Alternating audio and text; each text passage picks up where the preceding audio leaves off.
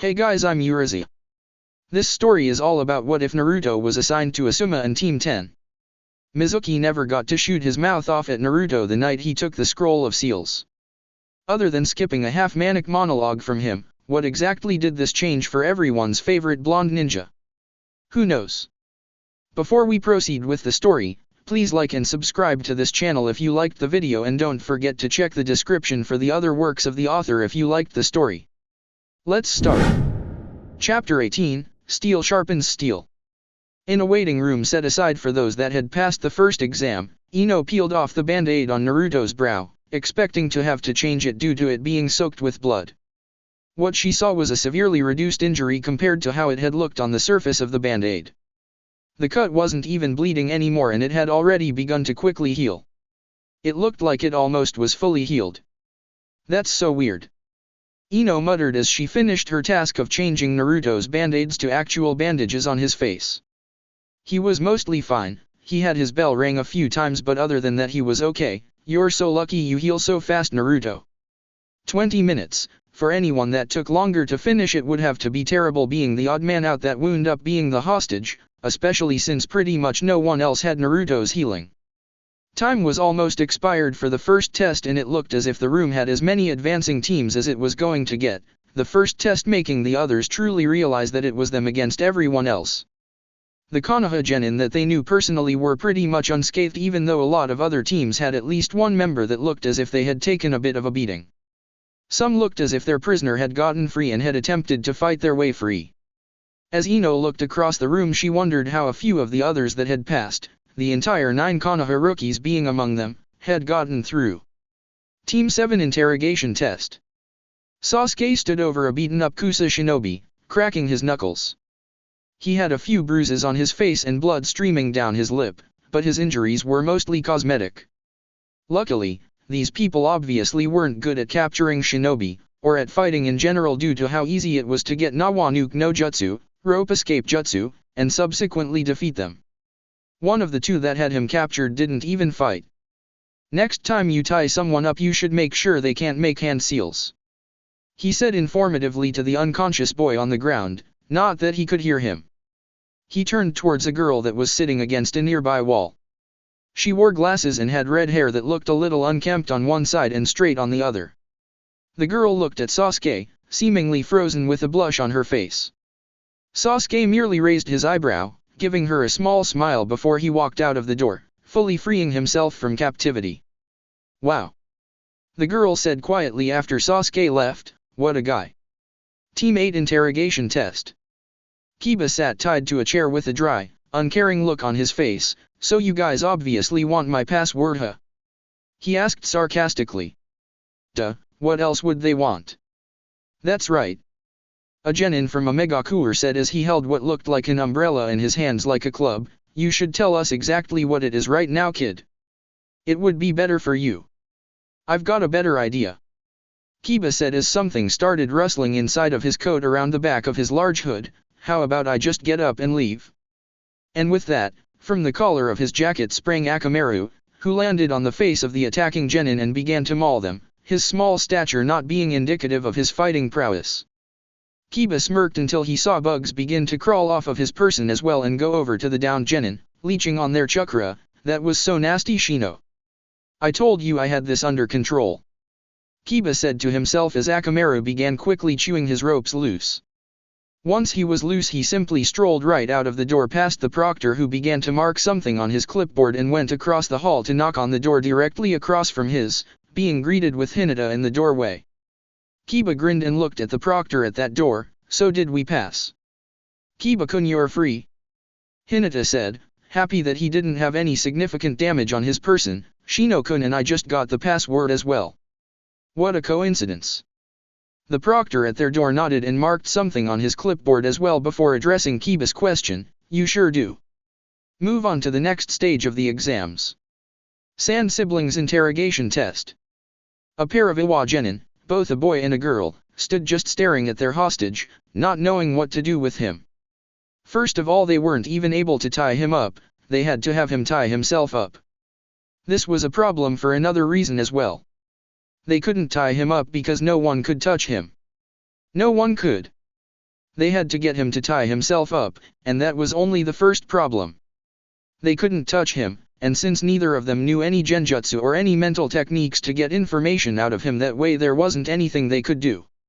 Every time they tried to work him over by hitting him, they would be blocked by sand, and the same sand managed to grind the rope that he had put on his own hands off. "I'm bored with you both," Gaara said as his sand grabbed the pair of genin intended to interrogate him.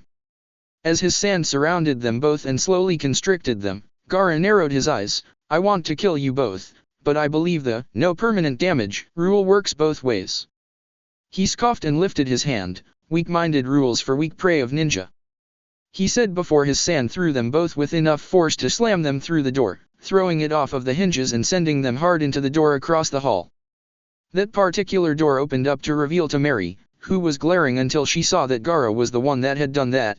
"Gaara," she said with trepidation. "It's time to go," Gaara said in his normal tone of voice, turning towards the proctor nearby. "Or do we fail?" The Chunin, who was coincidentally from Suna, started stepping back away from Gaara. No, you pass. Please proceed to the next phase." He cowered. "Okami, of all the odds of one of us having to directly proctor Gaara's team, why me?" He held his breath as Gaara, Temari, and Kankuro walked past him and left. Once they were out of sight, he looked at the still captured genin conscious in the Suna team's room and the two unconscious on the floor. "You all have no idea how lucky you are." As they looked around the room as teams were still filing in, "There are still so many teams left," Ino said absently. Shikamaru was inclined to agree. The guy said that there were 158 teams to start with. Even if we lose more than half, that would still leave us with less than 79 remaining. That's still a lot of people left. And the competition was only going to get stiffer. How many people were allowed to become Chunin? How many tests were there left? Why didn't Asuma tell them any of this crap would happen? Why did he even bother coming all the way to Tetsu no Kuni for this exam anyway? He didn't even want to be there. Ino and Naruto were the ones that wanted to go. It doesn't really matter, does it? Naruto finally chimered in, resisting the urge to peel the bandages from his face lest Ino scold him. He thought that they made him look weak or like a little kid. "We can still beat just about anyone in this thing. It's simple, if we have to go up against anyone else directly, then we'll just beat them the way we did in the first test." Ino's lips quirked into a smile. "You mean by blocking wooden chairs and fists with your face? I don't think that would work for us, Naruto, and concussions are bad for you. Don't kill your brain cells like you kill your lungs." "Ha ha," Naruto said sarcastically before pulling out a sealing scroll and staring at it. "If I can do what I did earlier and have it work, then could I seal myself in this thing?" His eyes then took a glassed look as he remembered what he had gotten from his clones, dispelling, confusing, and scaring his teammates. "I saw everything, and I still know nothing." Shikamaru snapped his fingers and waved his hands in front of the trace like Naruto's face. "Naruto! Naruto!" He got nothing from him except for the random muttering of everything and nothing, thus forcing a sigh out of the genius boy until he had an idea of how to get his attention. "Hey, they're serving free ramen as a treat to everyone advancing to the next round." Naruto's eyes went back to normal as he whipped his head around rapidly, trying to locate said free ramen. "Where?" He then gave a deadpan look at Shikamaru. "There's no ramen, is there?" Shikamaru shook his head. "No, I should hit you, you know that, don't you?" Cutting in to defuse a possible righteous ramen beatdown from Naruto, Ino spoke up. "I wonder what the next test is going to be, and how good everyone else here is." She had managed to pick out a few people that she wouldn't want to tangle with, even in the controlled environment that they just got through dealing with. She even managed to spot the team of Kusa genin that they had run across in their first C-rank mission. A few teams had gotten themselves here even faster than they had, and they had made it there after only 20 minutes, enough time for Naruto to heal and for Shikamaru to get his expended chakra back. Now Naruto still looked like he had gotten mugged outside of the meeting building, but that was mostly because of the bandages covering his face, not because he was still bleeding or anything. Shikamaru had long since picked out who he didn't want to fight, which had been far more than Ino's number, because he didn't want to fight anyone that would make him have to work. It doesn't really matter what the next test is, it's going to be troublesome for sure. He commented, "I doubt that the tests are going to get any easier." Looking around the room, Naruto wound up looking over eventually at Tenten's team only to wind up locking eyes with Neji, who scoffed at the sight of the blonde genin, turning away from him as if the sight was unappealing. Naruto just kept staring at him, sick of Neji's attitude, having only met him a handful of times. I just want it to start already. He had something to prove to a lot of people, and this was the time to do it. At this time a sudden banner suddenly flew into the room, and in a burst of fireworks and smoke found itself set up to read as a blur jumped in front of it and spoke loudly, "Alright you stupid brats, it's time to meet your sexy proctor for the second exam. Introducing Mitarashi Anko." The young woman speaking had purple hair clipped back in a short spiky ponytail and had brown pupil-less eyes with a Konoha headband on her forehead. She wore an open tan overcoat, a mesh bodysuit underneath, and an orange mini-skirt to go with shin guards over her sandals. After her introduction another man walked into the room shaking his head. "This is what Konoha sent to help proctor the second exam," he said to himself. The man looked middle-aged and had blue hair that almost looked like a fin. He had an eye patch over his right eye and had a kiri headband on his head and talisman earrings in each ear. He wore a dark striped shirt and pants with a green robe over them. Naruto noted that he looked kind of like Haku in his manner of dress. "Back in my day dash dot. Blah, blah, blah," Anko said derisively, cutting him off. "Where's the other old guy so we can get this little show on the road?" She looked for a third proctor, ignoring the horndog male genin leering at her. "I might have to bleed a few of these small fry dry if they don't find something else more interesting to look at." She then looked herself over and smirked with a pose. "Oh, who am I kidding? There's nothing more interesting to look at around here than me. I'm here, you crazy Konoha lady," a tall and brawny Iwa shinobi said as he walked into the room behind the Kiri ninja. He had a large bulbous nose, a strong jaw and beard, and a standard Iwa shinobi uniform. "And it's not old guy, it's Kikuchi," he noted with some annoyance in his voice at how Anko referred to him before his appearance. "My bad," Anko said with an apologetic grin on her face. "Let's just forget about that and get to the explaining the test part." She turned to the genin and gave them a predatory look. "I want to see the lot of them squirm." Over with Team 10, Ino couldn't help but give Anko a distasteful look for how she was representing Konoha as a proctor. Even creepy Ibiki seemed to do a better job. He was a scary guy and made them look intimidating. Anko just unnerved her. "Someone should report her." "I'll report her," Naruto replied before speaking under his breath. "Report her till she can't walk straight." Ino and Shikamaru both heard him and looked at him in surprise. Even Naruto couldn't believe he said that out loud. "I swear, that week hanging out with Jiraiya sensei messed me up bad." "That's your excuse," Ino said, giving Naruto a dry look. A sharp whistle attracted their attention back to Anko, who was able to pick them out of the entire room of remaining genin left in the exam. "Welcome back, are you ready to rejoin the group conversation now?" she asked with a smile on her face that didn't bode well for an incorrect answer. Thus all of Team 10 nodded slowly. "Good. Maybe now we can explain this.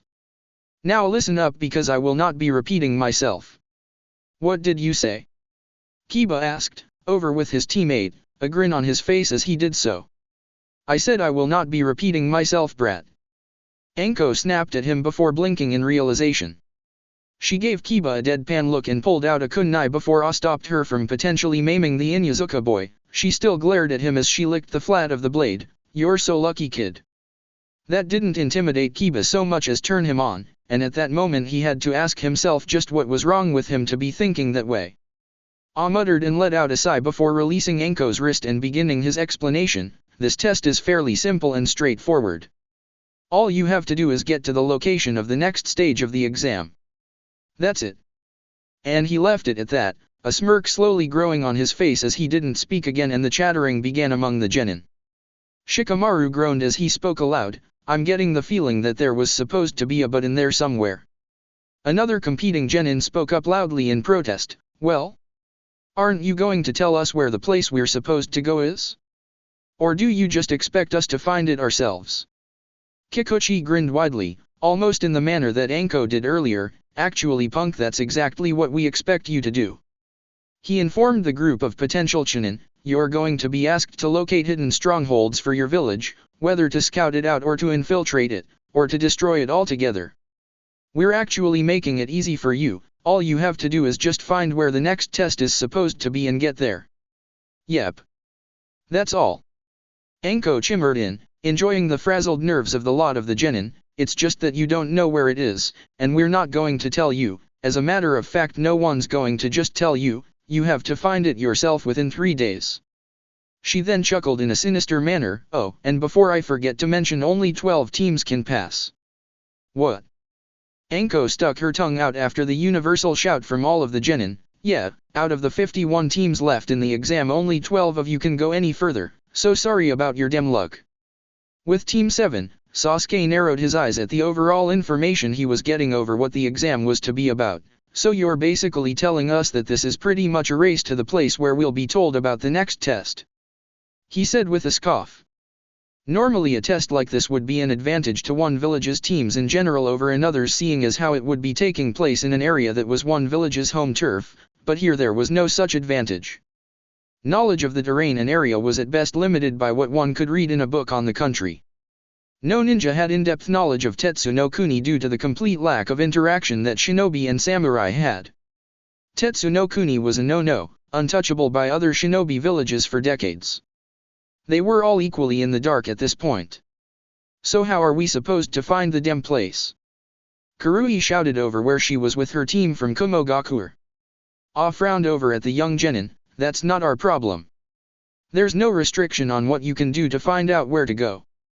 Treat it as if you're trying to find the stronghold of bandits that are sacking villages in an area and disappearing. No one knows where to look, but you have a general area of search. The destination you're all searching for could be anywhere around the Three Wolves Mountains. There will be certain clues in tons of areas, but there will be no solid answers as to where to go. Kikuchi spoke up once more with a warning. Remember though, the samurai will have a no-tolerance policy when it comes to fighting or any violence at all within the village. They will step in to stop you or detain you in whatever way they see necessary if you are caught doing such. You will not have the protection of your village or your sensei. We were warned about causing trouble in the village upon arrival, all of us. If you still want to do this, Anko said as she made her way to a table where a few chunin were standing near stacks of paper, then you'll need to sign a waiver saying that we are not responsible for you walking off the face of the cliff at the edge of town or something else that ends up with you maggots losing your noble little lives. I held up 3 fingers. Starting at noon you have exactly 72 hours, 3 days. You have 3 days to find out where to go in the vicinity of Three Wolves Mountain, and you have to get there before all of the others by any means necessary. Only 12 teams can make it there at a maximum, and the teams must have all 3 members at the time of their arrival or they will not be granted advancement to the next round. Good luck. Anko leered at the genin as they started to line up and take their places to get their waivers to sign. You brats are going to need all the luck you can get. This mountain is no joke if you haven't realized it yet. There isn't going to be anyone coming to keep you kiddies safe and warm if you're really serious about this. Minutes before the start of the second exam, Ino was pacing around in the little area of the waiting room that her team had taken up occupation of. How the hell are we going to pull this one off? None of us know anything about this village, let alone the mountain the village is on. All teams were forced to go straight to their hotels upon their arrival in the host village and were told that leaving was not an option. They thought it was so that no fighting between teams and villages would break out. Now they knew it was so no one would have the faintest idea of what was to happen during this exam. No one would be able to set up a rapport with any locals in the time it would take from their arrival for the testing to begin. Everyone would be in the dark. So they were all going in cold, trying to get their own information on how to find a place that none of them knew anything about. A place that could be anywhere. And to ask around to the already suspicious local citizenry would only result in others doing the same. Hundreds of ninja running around your village asking for information on a single place in your home area. Yeah, nobody would be getting anything done working like that. They really weren't messing around with this test. Calm down, Ino. Naruto said to her, grabbing her by the hand to stop her pacing before he pointed at Shikamaru, who was sitting down with his hands locked in his thinking pose. We can do this, don't worry about it. You're going to get all tired just freaking out about it. 3 days, Naruto. Ino exclaimed, we're going to be out in the cold for 3 days looking for a place that could be anywhere. Do you know how cold it could get out there at night? She turned her blue eyes into full puppy dog mode. Blonde Teddy? Please, Goldie-kun. If her lip had started to quiver, he probably would have fallen to pieces on the spot. Averting his gaze as quickly as he could, as when it really came down to it he couldn't and wouldn't say no, Naruto scratched the back of his head as he tried to come up with something. Well, they never said that we couldn't go back to the hotel to rest if we needed to. That was the best way out of the awkward situation he was in that he had, and an actual fact. They never said that they couldn't do a couple of things, they just gave them a bunch of warnings.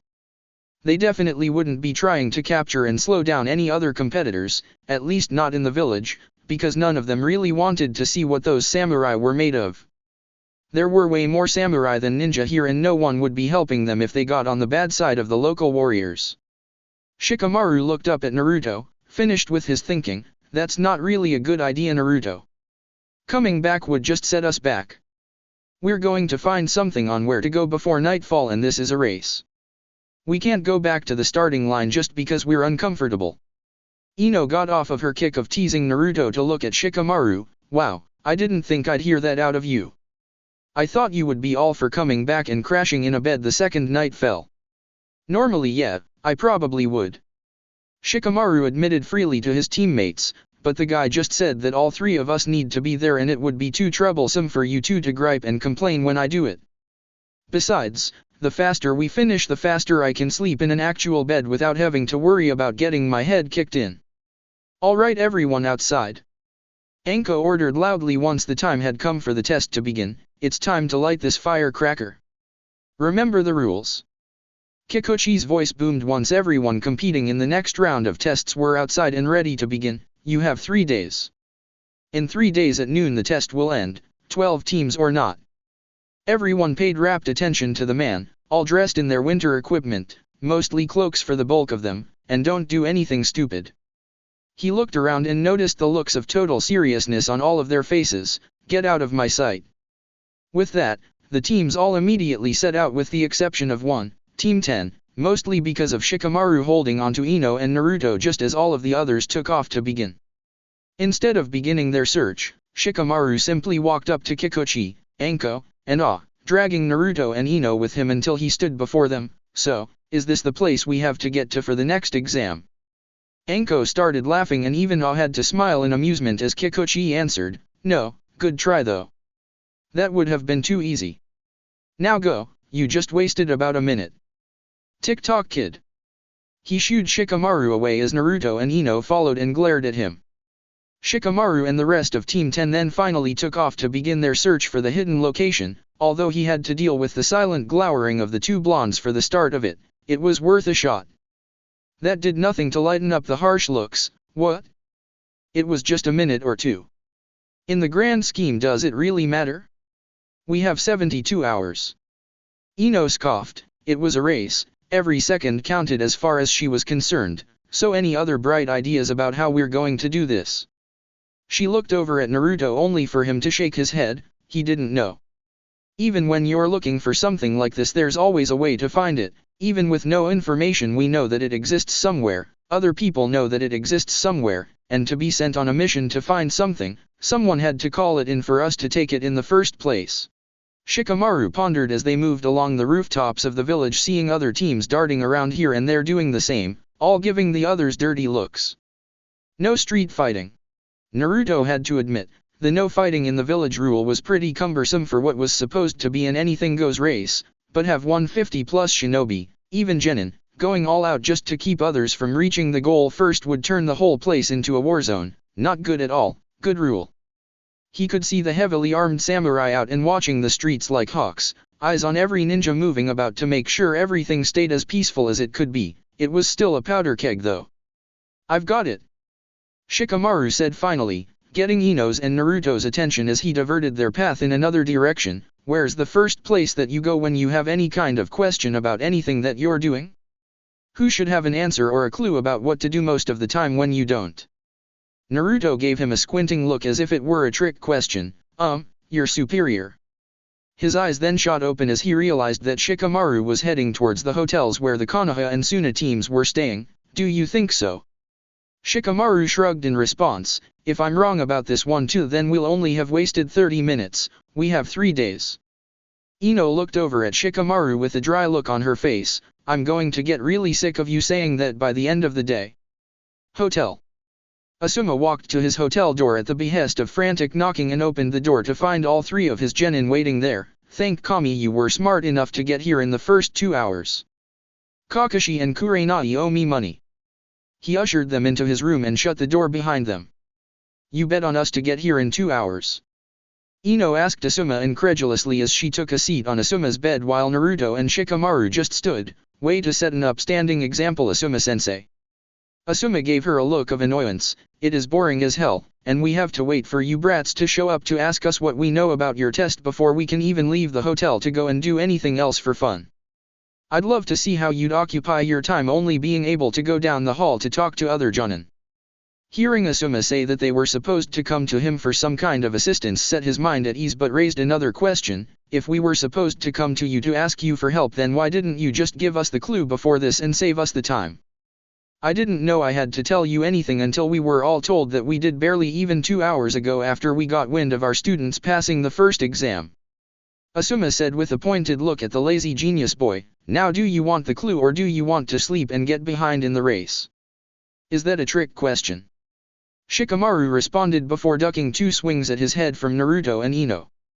Naruto looked towards the bearded jonin and quickly answered for Shikamaru, come on and tell us, Asuma-sensei. We're ready to get out of here already. This is all the help I can give you, so listen up. Whatever happens from here on out, you're on your own because I can't do anything without getting you disqualified. It's not like I have any more information on the subject than you, even if I'll figure it out myself before you.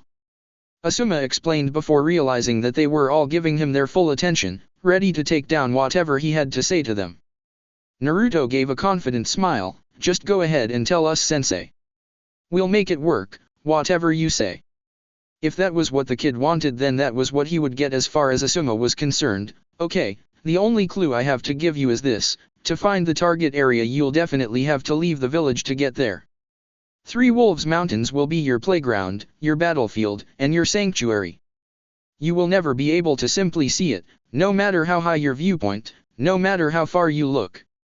You will need to traverse the veins of the countryside to win this little rat race. The 3 kids just sat there listening and staring at Asuma until it was clear that he was finished. Ino was the first to speak up. That's it? That's the big clue we were supposed to come here and get? That didn't explain a damn thing. There is one more thing that they told me to tell you to make sure you remembered no matter what. Asuma added at Ino's behest. Shikamaru was still trying to work out just what Asuma had meant by his first statement. Maybe what he had to say next would help, and that would be, remember to take the river as far as it goes. Asuma said before scratching his head. I've got no idea what that means, but hey, it isn't my problem, it's yours. This is your test, not mine. Naruto just stared at the man before grabbing his hair in exasperation. Gah. That didn't explain anything? What the hell does either of that have to do with anything? None of that sounds like a damn clue or directions for anything. Shikamaru grunted in agreement. He was no stranger to puzzles, but that one was going to kill him until he figured it out. Jumping up in agreement to the start of Naruto's rant, Ino nodded her head fervently. Yeah, there's no river anywhere around this village or on this mountain at all. Asuma shrugged his shoulders. This is the best you've got. He then grabbed Ino's arm and shooed her out of the room along with the others. Now go and don't lose, because every jonin with teams still in this thing started a pool with a 10,000 ryo buy-in.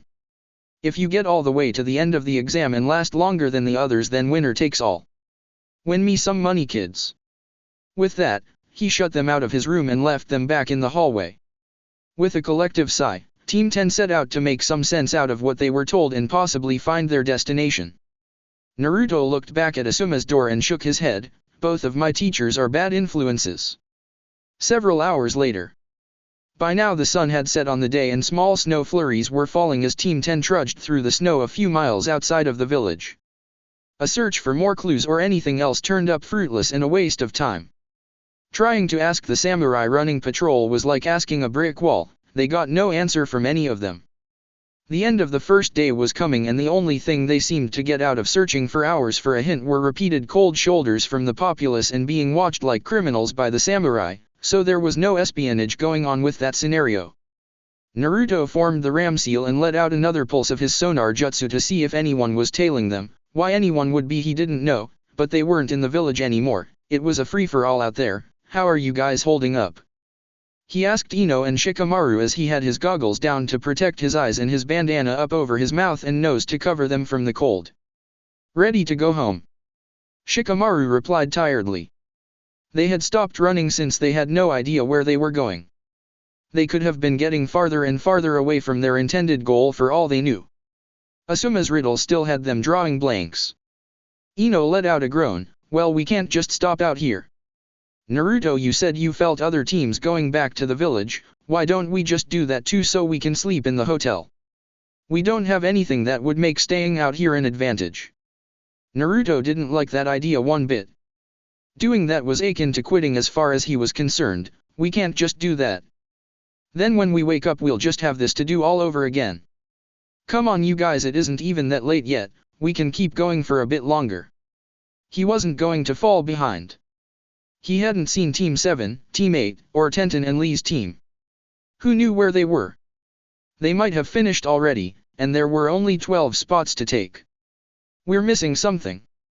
Shikamaru said to himself, trying to occupy his time with thinking about where they were supposed to go. If they were supposed to look all around the mountains for this place, then who knew how long that could take? The mountains were huge, even the one wolf that they were on was still more than 10 miles around. It would take way longer than 3 days to comb the entire thing just to narrow down places where it might be. That's not to even begin to register the weather that went from harshly cold to sub-zero. Ino blocked a sniffle and spoke glibly, yeah, like warmth, shelter, light, a chance in hell of pulling this off. Stop me if I get the one that you meant we were missing. This place was morale draining. There were no sights to take in, all that you could see was dark and snow. There was barely any moonlight out either from behind the clouds. They were pretty much operating and moving forward based off of Naruto's periodical bursts of his scouting jutsu. Another wave of it from Naruto led to him stopping the others in their tracks. Wait, stop. We're getting close to the edge of the mountain. With that, they all walked over to the edge that Naruto had informed them they were near before something dangerous could happen. It was dangerously dark outside. There was a possibility that they could have walked over the edge. Thank goodness Naruto was walking sonar. Once they got to the end of the cliff they were able to see the massive landscape of Tetsu no Kuni. Ugh. Ino frowned heavily as she scanned the area. Looking at all of this doesn't make me very confident here. What are we going to do? She then let out a shriek before her mouth was covered as she and Shikamaru were grabbed and taken over the edge of the cliff. Ino's shriek was cut short as a minor noise in the quiet night that was followed by nothing. A shadowed set of figures then swiftly made their way to the edge of the cliff where Team 10 had just been. Come on, where are those stupid kids? We were following their footsteps through the snow, they stop here. The shadows turned out to be the team of Iwa Ninja with the member that had targeted Team 10 before the first exam. Yeah, they stop here. Another one of the shinobi said with a laugh, they must have fallen off the cliff. I can barely see my own nose in front of my face. Look at the sliding marks by the edge, the kiddies probably never stayed out this late before. Looks like you aren't going to get to mess with that blonde kid Hisashi. The last one there with the shaved head simply didn't speak at all, staring down over the edge with a hard look in his eyes before finally turning and leaving. Come on. We've got to finish this test. We can't worry about some yellow flash runt walking off a cliff. He said spitefully. The other two glowered at their teammate before following after him. You were the one that wanted to head out here after the kid, we just wanted to get to the next stage. Man, you've got a real issue with him, don't you? One of the others quipped smarmily. It wasn't their idea to take a detour just to go after some kid. Shut up. You don't know anything about it. With that, the speech between the teammates faded out of earshot until they left the area altogether. Once the coast seemed clear, a female sigh could be heard. That was pretty close. You could have said something before you threw us over the edge, though Goldie-kun. There wasn't any time. Naruto explained as the entire team stood upside down underneath the thick cliff separating them from the topside. They had bypassed the jagged stalactites that formed the jagged jaws of the Three Wolves Mountains and were standing on flat, safe positioning. I didn't know what I was sensing until they were right on top of us. Sorry. Better scared than dead or in a useless fight. Shikamaru added in place of Ino's fright at being dragged over the side. Naruto had held onto them and stuck himself to the wall until they realized why he did what he did. That was a quick move, Naruto. Are they gone? Naruto formed the ram seal and let out another concentrated burst of his jutsu. He really was turning into an early warning radar device for this team. I can't sense anything up there, the cliff is in the way, I can't see dash dot. Naruto suddenly stopped talking about what he could and couldn't sense from where he was and started looking around. Ino noticed his shift in attitude and addressed it. What's the matter? Is there something else coming?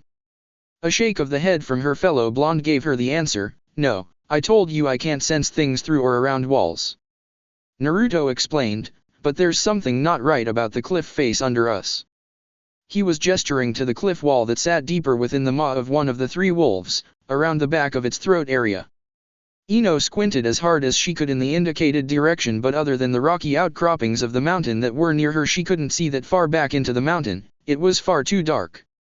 She doubted she could see back there if it had even been daytime. I wish Sasuke-kun was here. He'd be able to light the way back there with a fireball. Naruto rolled his eyes. What? A fireball? I can actually look back there, I just need to focus more on what I feel when I do. Give me a second to focus. Naruto wasn't sure if he had actually felt something or if all of the standing upside down was making the blood rush to his head a little too quickly. Nevertheless, he unleashed another pulse of sonar and waited. Ping. I definitely felt something back there that isn't like the rest of this place.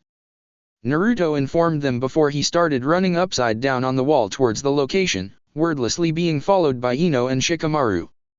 Shikamaru, not one to run without a damn good reason to do so, questioned Naruto on just what he was doing and where he was taking them. What did you feel? Just saying that something isn't like the rest of this place doesn't tell us anything. Eventually Naruto came to a stop and pointed directly down into the dark below them. Shikamaru and Ino looked where he was guiding their eyes, but couldn't see in the dark. Down there. There's something iron, I felt it when I used my jutsu. You can do that? Ino asked him in shock.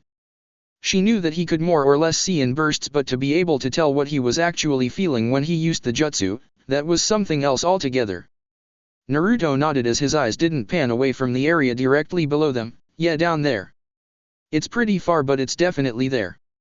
To mark the general area he was talking about in case they didn't get exactly where he was pointing, Naruto pulled out a kunai and dropped it to the ground. They couldn't even see down there. If they climbed down there, then they wouldn't be able to get back up so easily, even with wall walking. They would have to stay the night down there and then possibly fall further behind. Ino didn't particularly like that idea. We have to stay on the mountain. If we leave, then we'll never find where we're supposed to go. They said the vicinity of the mountain. They never said we had to stay on the mountain, they just implied that we did. Shikamaru said, thinking deeply about the pros and cons of attempting to go down there and see what Naruto was sensing. We went all over the place today. If Naruto couldn't sense anything up top but he feels something down there, then we should try it out.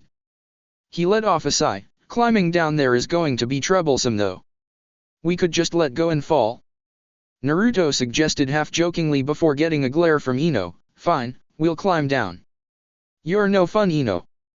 Ino blocked a loud yell from herself as she felt like pulling her hair. That fall is hundreds of feet, you blockhead. Blah, blah blah. Naruto dismissed her as he started to take the long walk over to the inside of the maw so that he could start the climb to the bottom. He noticed that while Shikamaru was for the most part game, Ino still didn't like the idea of getting off of the mountain. Trust me. I know what I felt. I think it's what we're looking for. Ino just looked at him until she accepted that she had to trust him, either that or she was sick of standing upside down, because she followed soon thereafter.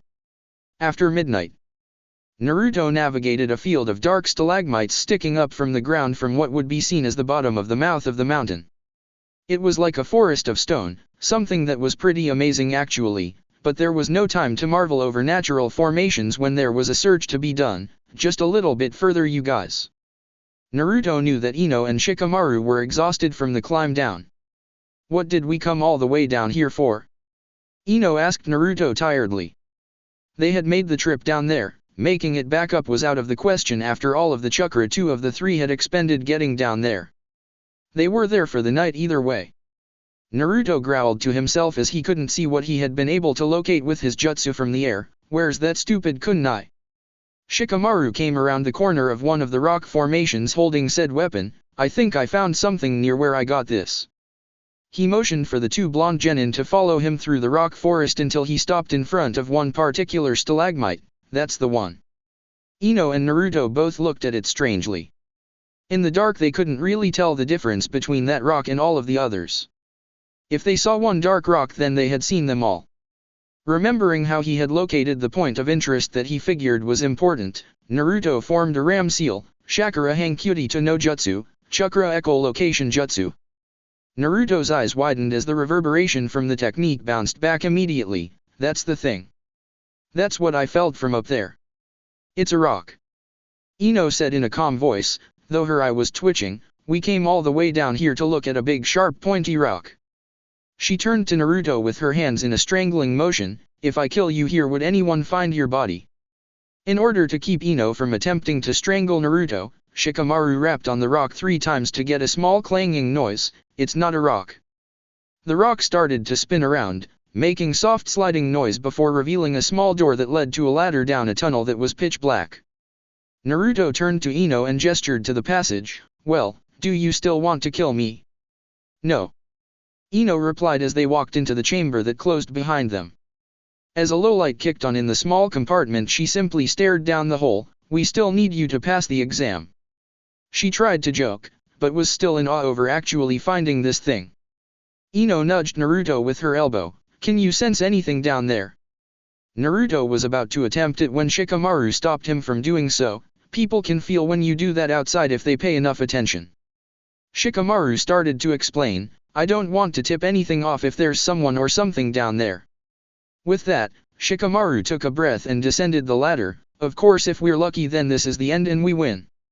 Naruto and Ino could hear Shikamaru climbing down every rung of the ladder in the dark tunnel before finally there was silence and they waited for some kind of indication from Shikamaru of what he found. In the end, however, they heard an echoing groan from down below. What?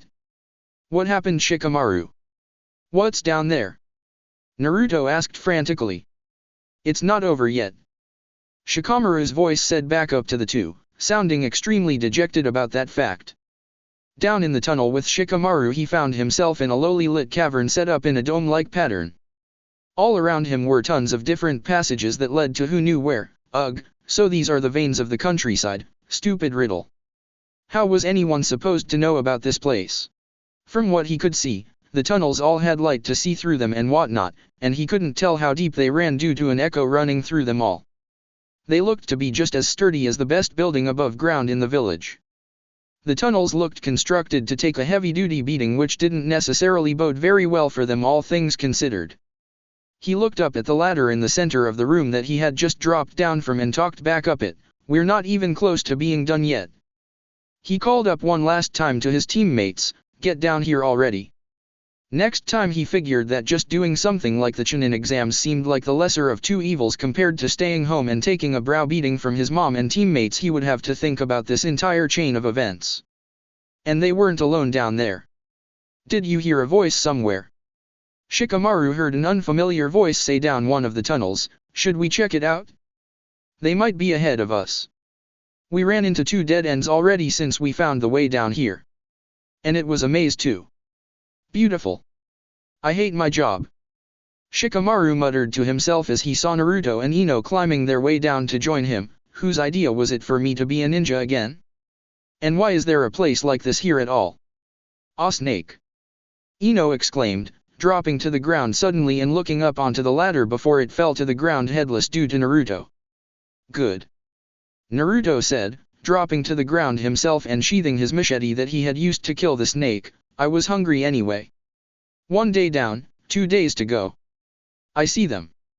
At that point a team of genin from a Megakure came forward from a tunnel, all wearing ponchos, 2 of them wearing rain hats, all of them carrying oxygen tanks and umbrellas on their backs, each varying in height. The lead one was the tallest and had a multitude of scars on his face, one of which seemed to result in him being blinded in one eye. Would you look at that? The Konoha babies found their way down here.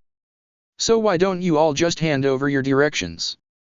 Naruto and Ino looked at each other before the female Yamanaka spoke up, "What directions?" And from the look on the Amegenin's faces that was apparently the wrong thing to say. Shikamaru let out another sigh. This was going to be a long 2 days, if they even lasted that long. Hey, you're not a genius. Who cares? Read this and you won't suck at Fuinjutsu, by Jiraiya. And boom goes the dynamite. Alright, now that you have straight enough handwriting to fill out a sealing scroll, let's get to the part that you destructive pyromaniac little runts probably started learning Fuinjutsu to learn how to do in the first place. That's right, you're going to learn how to make your own exploding tags. Are you done grinning and hyperventilating yet? Good. Now make sure you pay attention, because if you blow your fingers off, it's not my fault. Now, use of exploding tags can become a fighting style all its own if you become adept enough with them. You can learn how to do that on your own time though, because I couldn't care any less about that. I'm just here to teach you how to make them. I don't care if you use them to, say, blow down the walls surrounding the women's side of the hot springs. Hint hint, that's your own business. First step is easy. Get special strips of paper tags that are made of the same material that sealing scrolls are made of.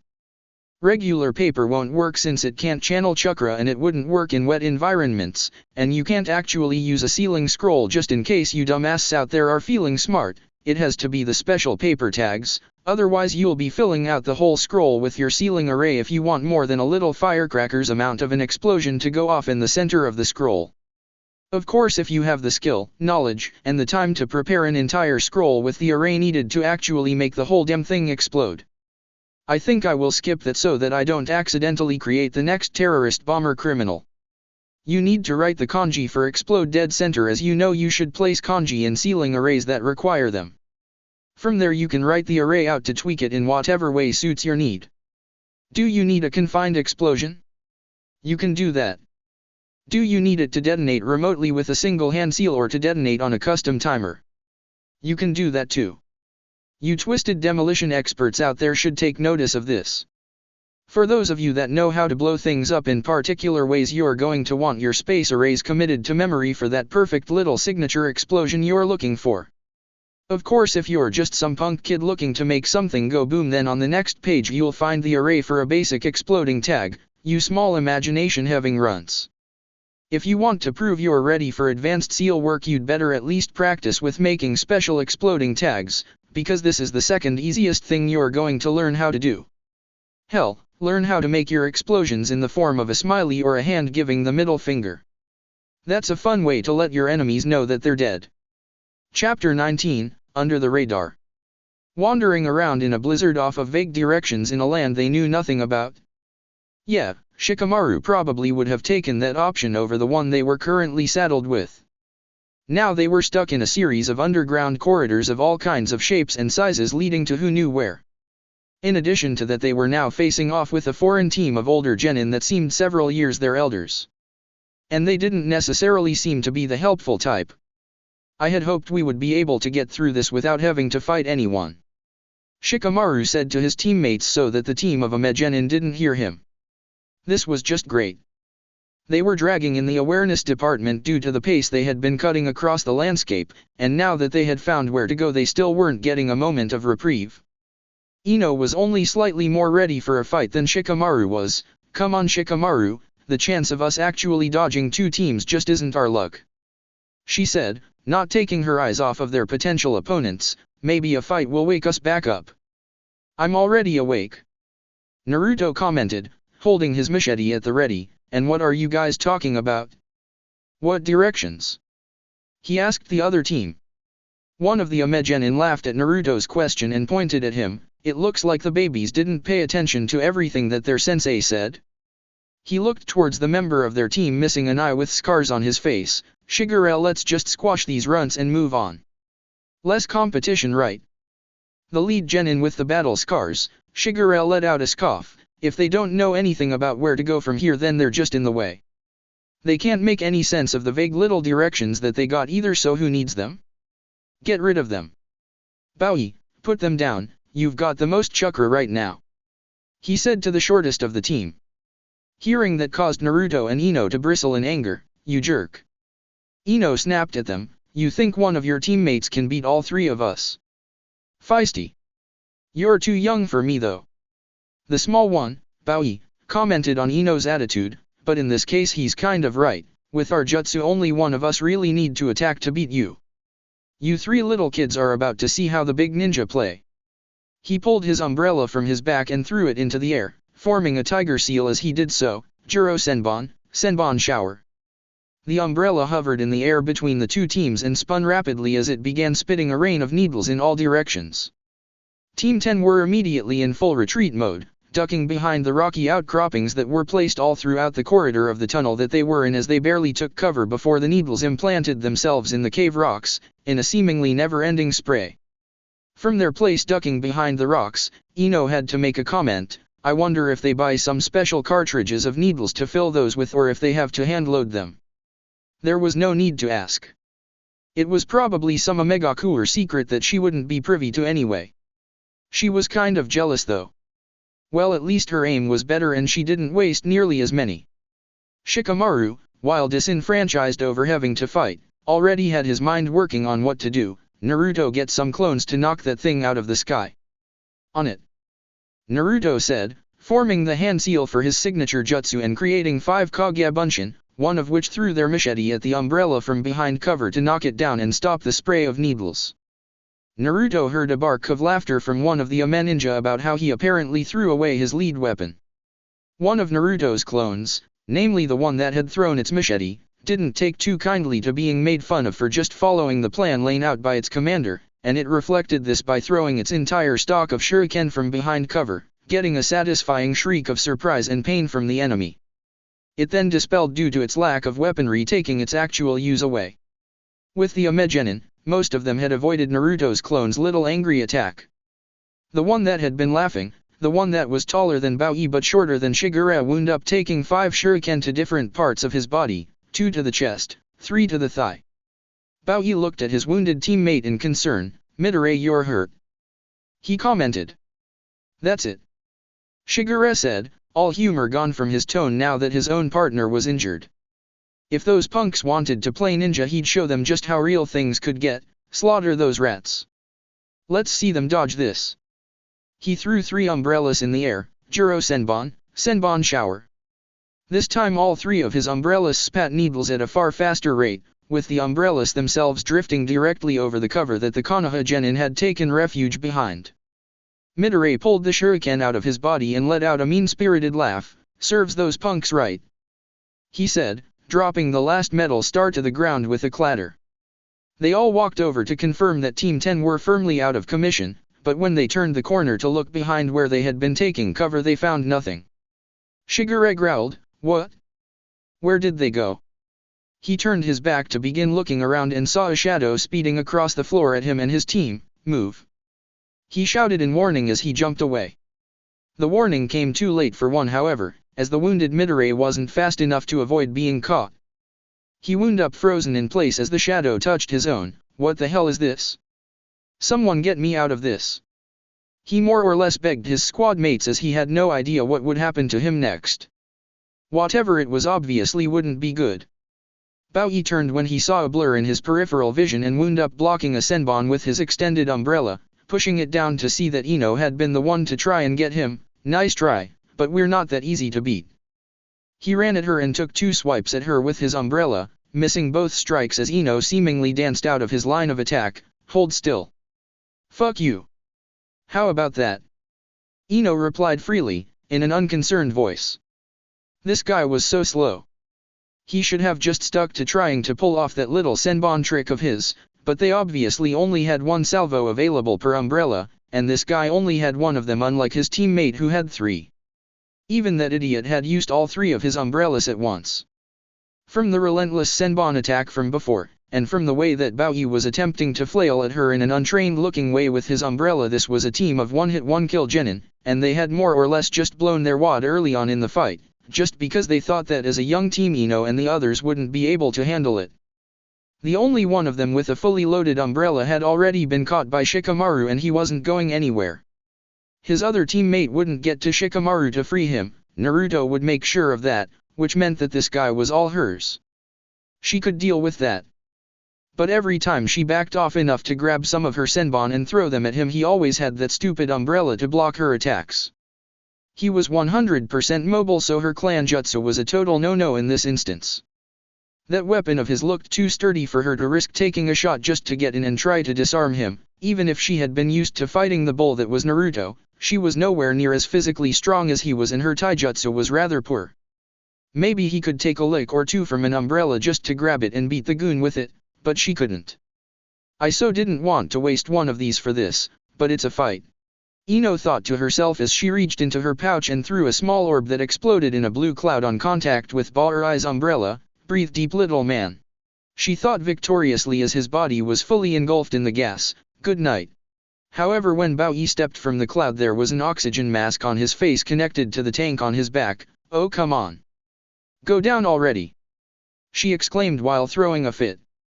Sorry. Bao Yi said sarcastically, but this is pretty much standard issue for all Ame ninja. Don't you Konoha ninja have anything useful like this for all of your recruits? He asked mockingly with a laugh. Your little poison gas isn't going to fly with me. That's not all I've got, you bastard. Ino snapped back. This was still her fight to lose as far as she was concerned. So what, her sleeping smoke bomb didn't work? She had other ways to get to him. She threw more Senbon at him with one hand, and predictably he lifted his umbrella to block them, but that left him with a vulnerable area that was wide open, though she would have to aim well to hit it. Ow! Bao Yi yelled as he found a needle buried right between his toes that were sticking out of his sandals. Oh damn it! He shouted at Ino. He didn't figure she'd go for such a diminutive, more or less worthless target. What is this going to do? You'd better have so damn lethal poison for that to put me down. A smile came to Ino's lips. No, it's not lethal, those are harder to make, and I'm not going to waste one on your foot when it won't flat out kill you if I hit you there. But that one is a powerful hallucinogen, and it doesn't matter where I hit you because it activates at the same speed no matter what, so have fun with that. She said, too cheerful for it to be healthy. Bao Yi felt fine though, huh? Well, it didn't work. He taunted until he saw Ino count down on her fingers from 5 to 0. Once 0 hit, he felt his vision start to swim. He attempted to lunge at Ino to take her out before whatever happened was about to happen, but he hit what he felt to be a ghost, an afterimage of what he had seen as Ino. He started looking all over the now multicolored cave and started swinging at bats that started to surround him and gnaw at him. He started shrieking desperately and rolling about on the ground to get the bats off of him. Meanwhile, Ino was sitting on a nearby rock, kicking her feet as she watched the Ame ninjas break down. When I did it to myself, I didn't freak out like that. I think I actually enjoyed it. Maybe my hallucination was just better than his. She wondered as she drew another Senbon and threw it, hitting Bao Yi in a far more vital place and forcing him to pass out after a few seconds. Meanwhile, with Shigure. Where are those little bastards? The scarred Amegenin shouted to himself as he looked around the cavern. He turned once he saw his teammate Bao Yi engaging Ino and moved to assist, but quickly drew one of his umbrellas to try to block an attack he felt coming up behind him. The hard wooden umbrella was cut into 3 segments by 2 clones of Naruto and their wind-enhanced machetes. Damn. That should have at least stopped a blade, but he cut through it like it was butter. And why are there 2 of this kid? How did this brat know how to make solid clones? He was pondering this right up until he felt a pair of arms wrap themselves around his waist in a vice-like grip that he couldn't shake free. Genshi Kyujo, atomic extermination. As the technique began to be initiated with the sharp popping of Naruto's hips that lifted Shigure off of the ground, he managed to stab the sharp end of his broken umbrella into the side of his neck before he could bridge back and slam him to break his own neck. This Naruto burst into smoke, however, proving to be a clone. Getting rid of the urgent threat, he kept backstepping and avoided another close call from Naruto's slashing at him. This time, however, it was even close than what had cut through his umbrella, as this one actually the connection to his oxygen tank that had been stretched across his chest. In desperation, he reached for another of the umbrellas on his back to defend himself, but once again it was rendered to pieces by the 2 Narutos and their weaponry. His attention diverted by the imminent blade threat in front of him, he never saw the sliding tackle kick at his legs from behind that knocked him off of his feet. Shigure, however, did see the 2 clones in front of him leap into the air at him the moment his feet left the ground. Who are these kids? He thought right before everything went black for him. Not too long after, Midori was the only conscious member of the Ame squad left and found himself disarmed and tied up along with his teammates, upside down to a stalactite on the ceiling. You can't just leave us here. Shikamaru looked up at him lazily. Good thing Naruto and Ino beat their opponents so fast. He didn't feel like wasting chakra holding that guy in his jutsu, and banging the guy's head against something until he was rendered unconscious was just too much of a hassle for him. Yeah, we can. Watch. It's really easy. You'll be fine until the test is over. Wait. Midori shouted as he had just seen his teammates get dismantled by this team of runts while he was kept at bay effortlessly by the shadow of another one. Get me down. He could already feel the blood rushing to his head. There was no way he could stay like that for 2 more days. I'll tell you guys what part of your sensei's explanation you missed. Nah. Shikamaru said, that little fight got the blood pumping through my brain. I think it froze while we were outside. He remarked offhandedly before getting back on topic. We can handle this ourselves, so later. He said as he and the rest of his team started walking away. Ino waved up at Midori and pointed at Bowie. The hallucinogen doesn't wear off for about 18 hours without the antidote, and he'll wake up before then, so have fun with that. Hey! Midori shouted, not taking their answer as the way things were going to be. Get me down. Come on, please. We can't stay here for 2 days. Ignoring him now that the encounter was for all intents and purposes over, Naruto looked over at Shikamaru. So you said you knew something about the stuff that Asuma-sensei told us, Shikamaru? Yeah. He said, trying to speak over Midori's yelling. Ugh, Ino please. If that guy doesn't shut up, he's going to get everyone else in this stinking place breathing right down our necks. He asked the female team member nicely, getting her to throw another sleeping bomb up at Midori to knock him out. Thanks. I only have 3 left now. Ino muttered as she checked her supplies, but accepting Shikamaru's thanks anyway. Naruto frowned at being left out of the conversation. Hey, what about the directions or whatever those guys were babbling about? About that. Shikamaru continued where he had left off from. Remember what Asuma said? It was a really stupid clue telling us we needed to look all over the place, find a way down to these tunnels, but how we were supposed to know where to go to get to the tunnels when no one knows anything about the country. I guess that was just another part of the test. But there wasn't a damn river up there to follow, so I guess the rest of what he said goes for down here. Naruto had a squinted-eyed look of concentration on his face as he tried to dredge up what Asuma meant by his talk of a river, though Ino beat him to it. Wait. I didn't see any body of water for miles around this mountain. So you're saying that the clue is talking about some underwater river that we're supposed to follow? I was going to say that. Naruto mumbled, trailing his foot in the dirt under him. I want to sound smart sometimes too. He then snapped out of his funk and formed his cross-hand seal, Tajuya Kage Bunshin no Jutsu, multiple shadow clone jutsu. Naruto then formed 1 clone for each tunnel that he could see leading from the place they were in and sent them off to find something. I'll have this handled in no time, you guys. Shikamaru smirked at the sight of all of the Narutos making things easy for them, so I guess we can take a break for a bit while Naruto's clones scope things out. He said as he went to sit and lean against a rock out of sight in case anyone else came stumbling through the area. Good, because I need a nap. He finished with a yawn as he shut his eyes. Ino walked up to him with her hands on her hips. Really? You're going to sleep here? She asked incredulously before realizing that the lazy bum was already out of it. Unbelievable, he's not going to be up until morning. It's okay. Naruto said, sitting on the highest rock in the cavern overlooking the whole place. Ino didn't even see him or feel him move across the place to get up there. Shikamaru can sleep. You can sleep too, Ino. I can stay awake and keep watch while you guys do. He grinned down at her and pointed up and over at the Ame team. Maybe I'll tie a gag in those guys' mouths so we don't have to hear them yell and all of that crap when they wake back up. Ino pouted over at him from where she was standing. You can't just stay awake all night, Naruto. You need to get some rest too. We've been going since early this morning and tomorrow's going to be a long day, I can already tell. Shaking his head at her, Naruto pleaded his own case. I have to stay awake anyway just in case my clones find something. I won't pick it up if I'm asleep when they dispel. Besides, I'm still not very tired yet. That was a blatant lie, but him working on a quarter of a tank was still better than Shikamaru or Ino working on near empty for certain. The trek outside in that harsh winter weather was a strength drainer. Fine. Ino eventually conceded, using the cloak she had been wearing outside to defend from the inclement weather to rest her head on the ground near where Shikamaru was sleeping against a rock. But when you get tired, wake me or the bum up to take over for you. No amount of info from your clones will do us any good if you're too weak and tired to go on any further to use it. Get some sleep, Ino. Naruto told her with a grin. I'll be alright. Ino stared at him with one blue eye cracked open for a few moments before letting it shut as she moved around trying to get comfortable. Alright, good night, Goldie-kun. A small mischievous smile came to her lips. Don't go and play with me in my sleep now. If you're going to, wait until I'm awake so I can enjoy it.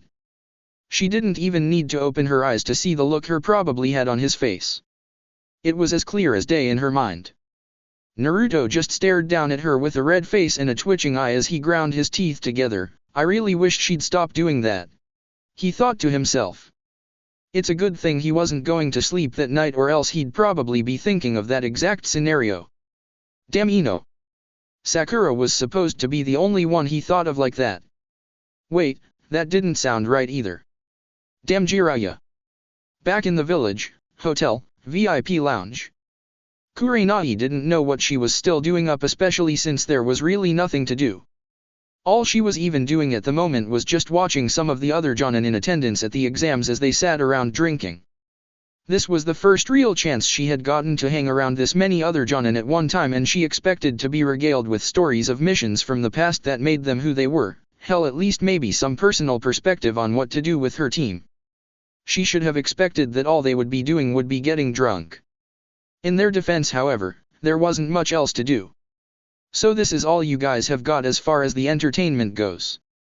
Kurenai asked with a dull expression on her face as she sat around a coffee table with Kakashi, Asuma, Guy, and a few other Konoha jonin. Come on, Kurenai. Asuma attempted to defend, pointing down at the table between all of them. This is kind of impressive, you've got to admit. Guy was stabbing the space between his fingers with a kunai at a jackhammer pace, especially since he isn't even looking at what he's doing. And don't forget that he's been drinking since 10:30. The female jonin added as she found her attention drawn to Guy looking like he was doing his best to accidentally sever his pinky finger. Still, this is a waste of time. Ha! Guy exclaimed as he still kept from looking down at his hand as he continued to stab away. It's never a waste of time to attempt to best my eternal rival Kakashi in a challenge. He could never duplicate such a feat. He couldn't possibly outlast me in this challenge. Kurenai palmed her face while Asuma blocked his own laughter. Kakashi isn't even doing anything. He's just reading. He only stabbed the space between his fingers once and then he started reading and drinking again. She yelled at Guy before gesturing to the masked man who was doing just that. Yes. Kakashi said nonchalantly, but then no one ever said that I had to keep Guy's pace when doing his challenge. I just had to keep from stabbing my fingers. He put up one hand and waved his fingers in the air showingly. No cuts here, see? Asuma shook his head and looked over at Guy. You know, you can stop anytime you want, Guy. Kakashi's not going to pick his kunai back up. He then took notice of the holes Guy had been making in the table. Someone's going to be pissed off later when they see this, I know that for sure. A fire filled Guy's eyes. No. I will not accept another draw in our epic series of challenges. It doesn't matter, I'll show that hard work can overcome anything. I need to set an example for my precious students, especially Rock Lee. At that moment, all of the other jonin sitting and listening took a shot. Your kids aren't even anywhere around here. Another of the jonin in attendance remarked humorously, where are they anyway? He let out a sigh of depression. My team had to come back after the first exam. I don't even know what the second one is all about. Asuma shrugged from his place on his couch next to Kurenai. I already figured it out. I just had to get some kind of basic knowledge on the land. I asked a few samurai about my guess when night fell. He looked at the other jonin that he knew still had students in the exam. You know those hints you gave your students when they eventually showed up to see you? Apparently the mountains of the Three Wolves keep a system of tunnels under the village and the whole trio of mountains in general. Oh yeah. Kakashi spoke up in realization. It used to be a supply system for frontline defenders in wartime, but they sealed up all of the entrances that would be around the actual village due to the danger of keeping them open. Now they just use it as a place for their samurai stationed nearby to train. The walls are supposed to be just short of the density of iron so that cave-ins weren't caused by some of the samurai's more destructive techniques. Kurenai nodded, understanding just where her team had been sent off to. So what's it like down there? Spacious. Asuma stated, most places have space so that there's room to move about when fighting, but it's a total anthill down there. There are all sorts of tunnels to nowhere, some that go deeper or will take you right back outside somewhere else. Multiple passages, stuff like that. Guy stood up passionately with one fist in the air, my students will triumph in that labyrinth. I believe in all three of them, they're the best of the field this time around. My Lee will show all of them just how splendid a ninja he is. Once again, similar to before, every Jonin took a shot, but this time Guy noticed, tell me, why are all of my youthful comrades drinking every time I finish a statement? Kakashi, whom no one had even seen move to drink, answered him, well that's because we all agreed that every time you said anything about that Rock Lee kid of yours without being asked about it we would all take a shot. We've all been here for 2 hours. Asuma finished his statement for him, and I think we've taken a dozen shots each. He scratched his head, I don't know if I'm right. I had to leave to head to the bathroom for a second. And then there was the time I had to get up to get more drinks. It's at 17. Kurenai said, seemingly not affected by her alcoholic intake, something that got her an odd look from Asuma, I don't think I'll be walking back upstairs tonight by the way. She informed them before letting out a hiccup and going half-lidded. There's your cue Asuma. Kakashi chimed in, trying to be a smartass, before catching a kunai that was thrown at him between his fingers, hey, don't play with weapons when you're drunk. If you can't take a flight of stairs don't handle a deadly tool. He chided gently, that last part is some advice for Kurenai for later. He said before replacing himself with a pillow on his couch that found itself impaled by multiple metal objects, defensive. Yes. Guy shouted loudly, pointing at Kakashi's finger, blood trailing down from where he managed to catch the weakly thrown kunai, I knew that I could win Kakashi. That puts me at 51 wins, 50 losses, and 123 draws. Luckily, the vast majority of the Jonin in the room were inebriated and thus Guy's following rant didn't unnerve them nearly as much as it otherwise would have. The next morning, caves underneath Tetsuno Kuni. Crappy ration bar equals breakfast, at least as far as Team 10 went in a situation like this.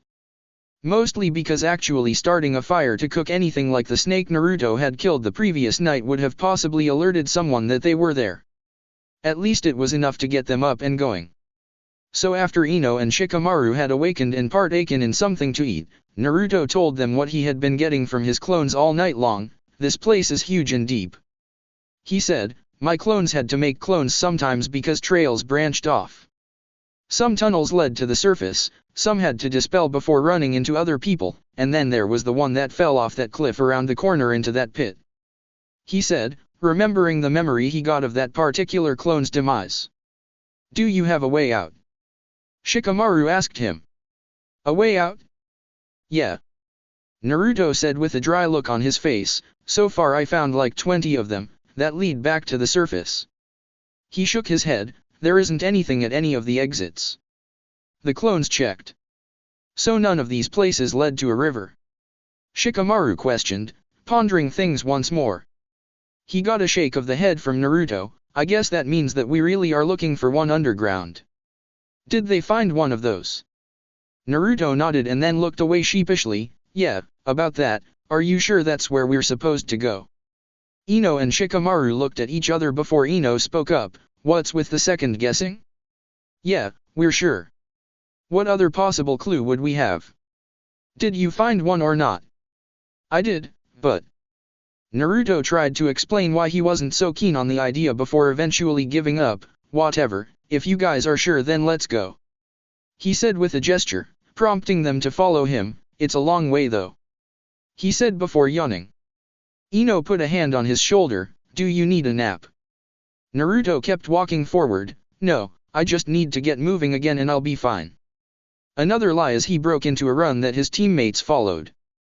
His clones had been going non-stop all night, circulating the fatigue back onto him when they dispelled, and he had already been tired in the first place when he made them. But it was a race, and they needed to find the finish immediately.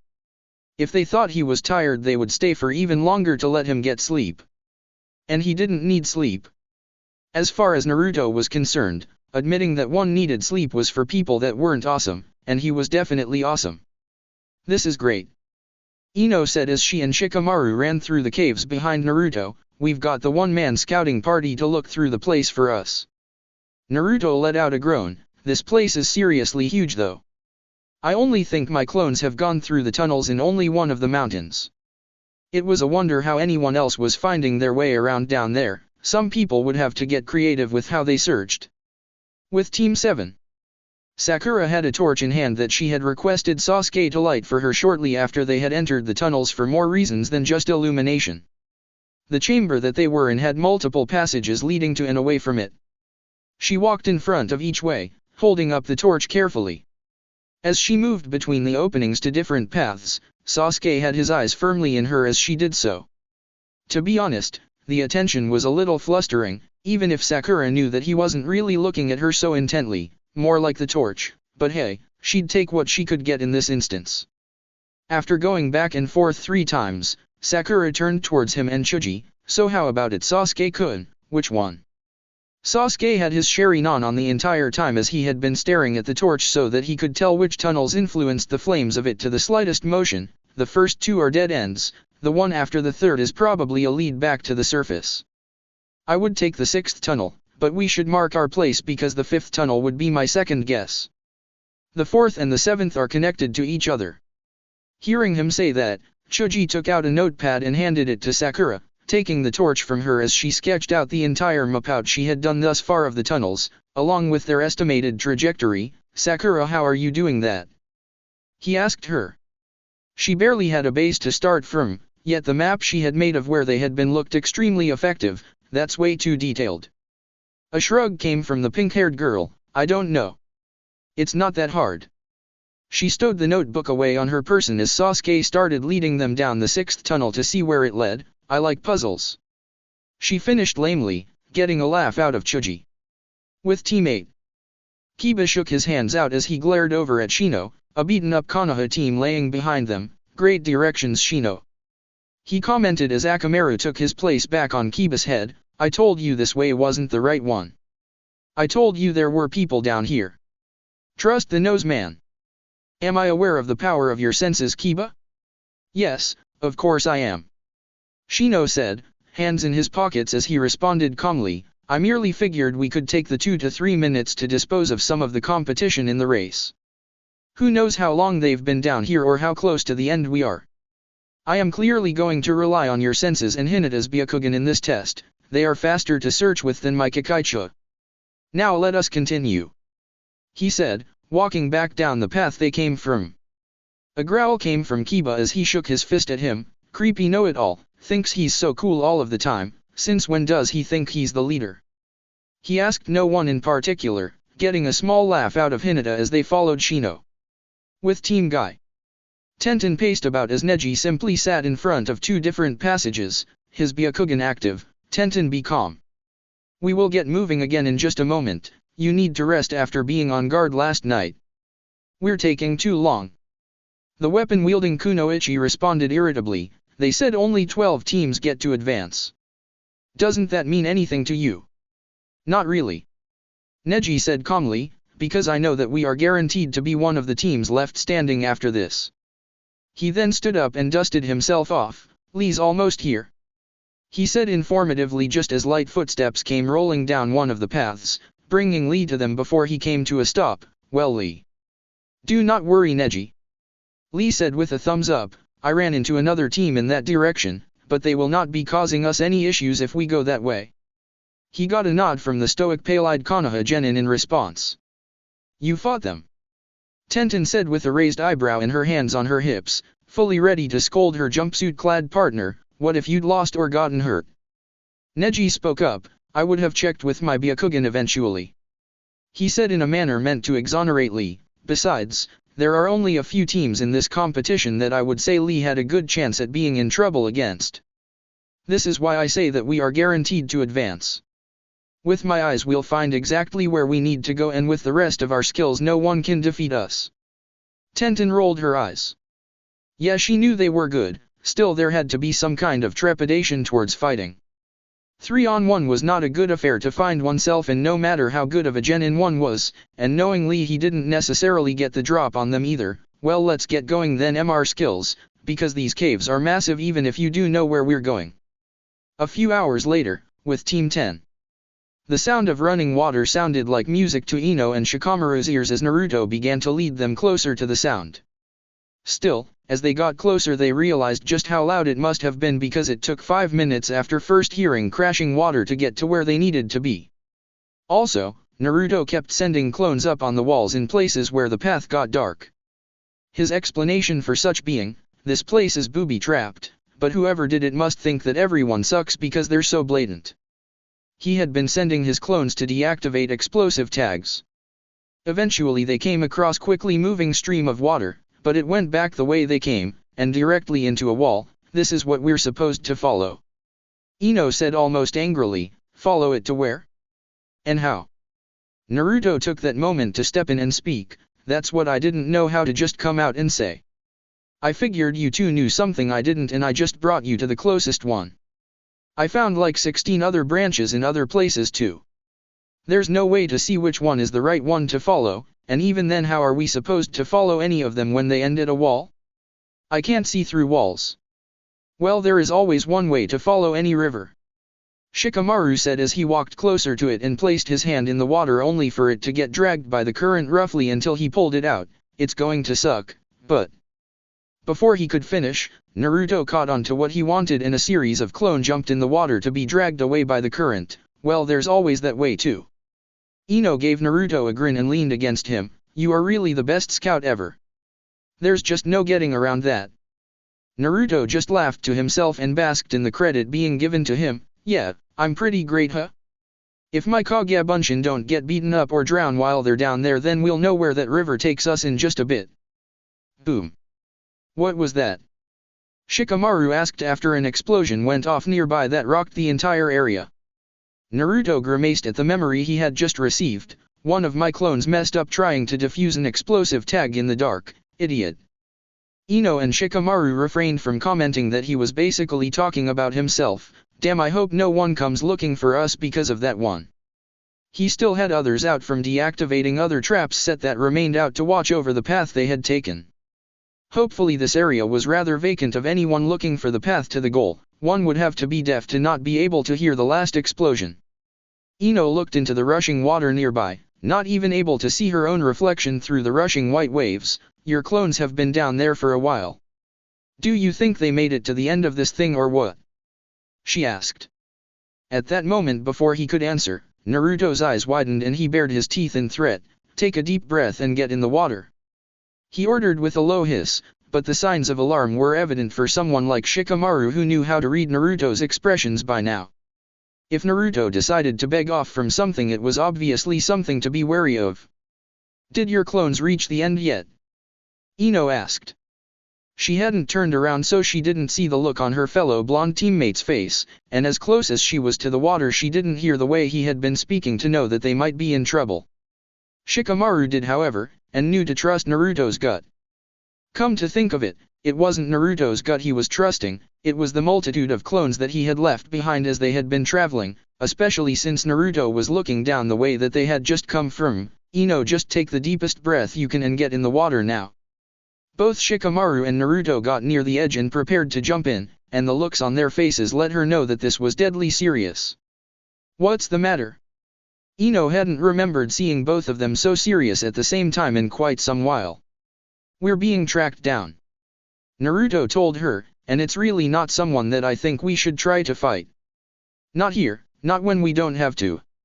His eyes kept darting towards the tunnel. All of his clones were down. Can we go now? We don't have a lot of time. Is he scared? The thought was almost absurd. Naruto wasn't afraid of anything as far as Ino had seen. This was the guy that wanted to go face down a missing ninja that gave even a pair of hardened Konoha and second thoughts just to talk to him. As they all jumped into the river, the thought ran through her head again and again, what on earth could actually scare him?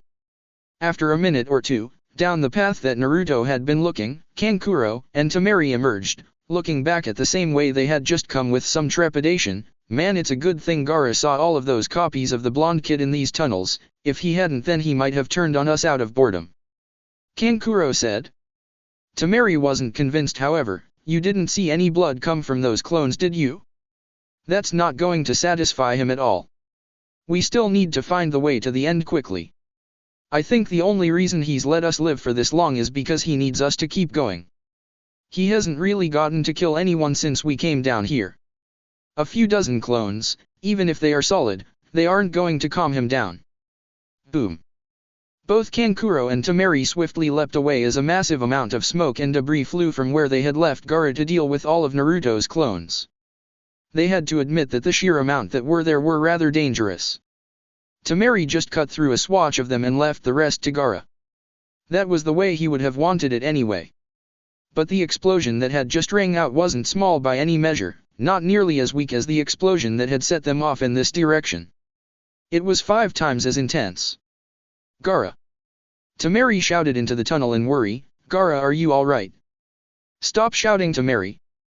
Gaara's monotone voice responded calmly as he walked his way out of the debris with not a scratch on him. Let's continue.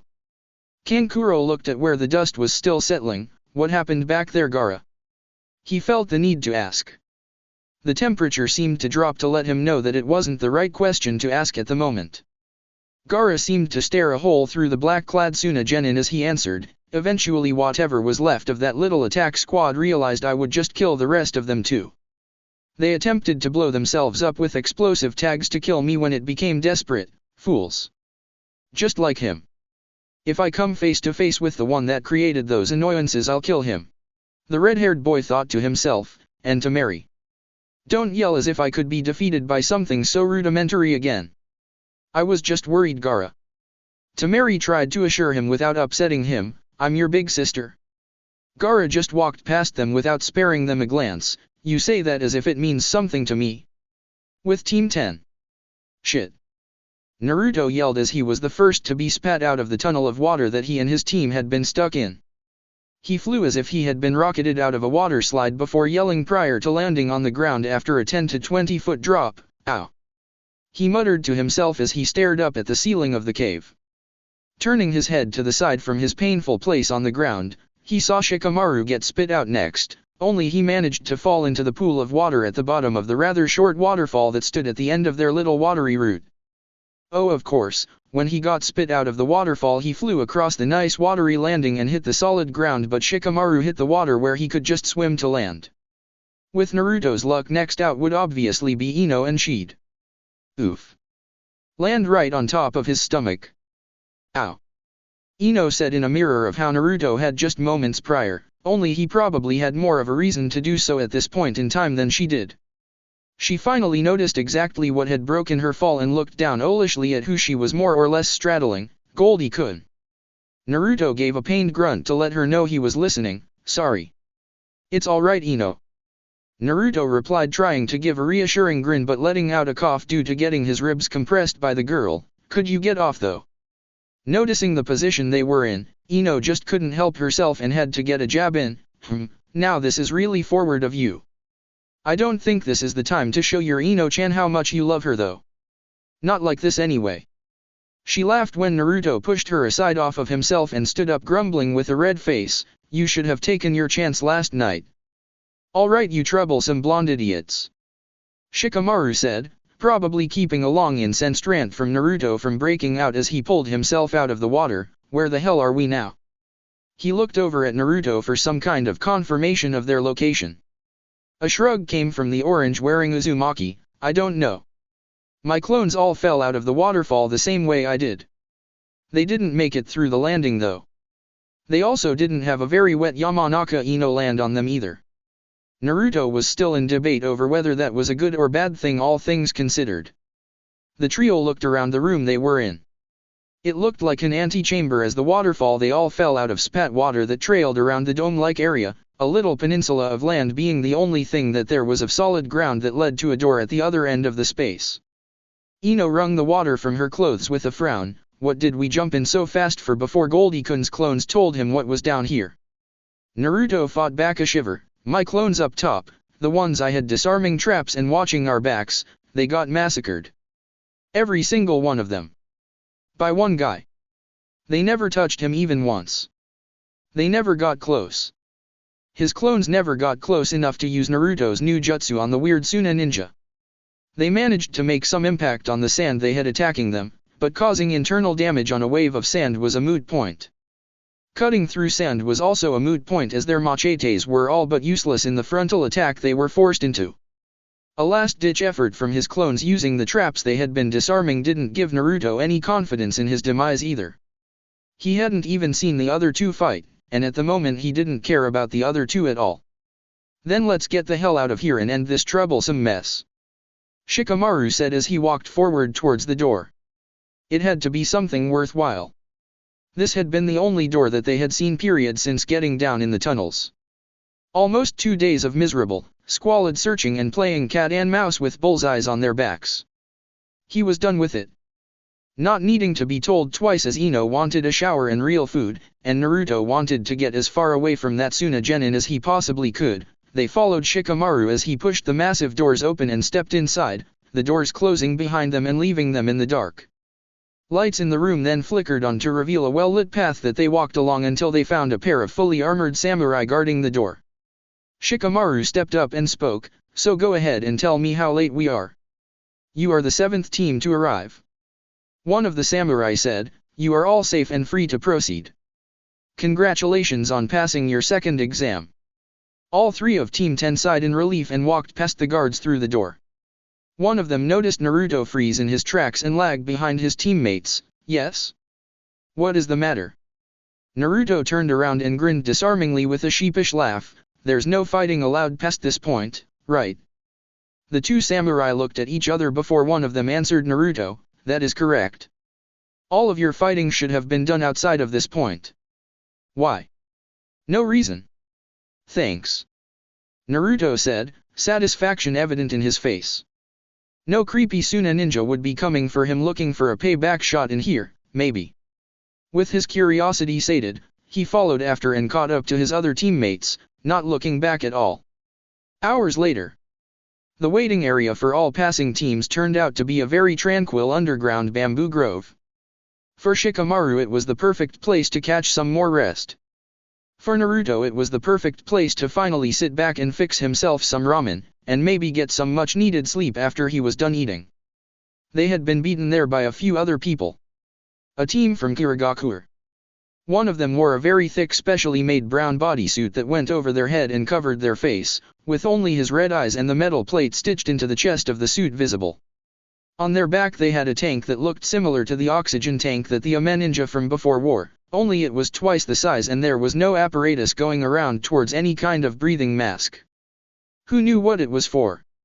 Another member of this team was a rather tall, lanky older teen, with half black and half silver hair pulled into a ponytail to go with the goatee on his chin and his headband on his forehead.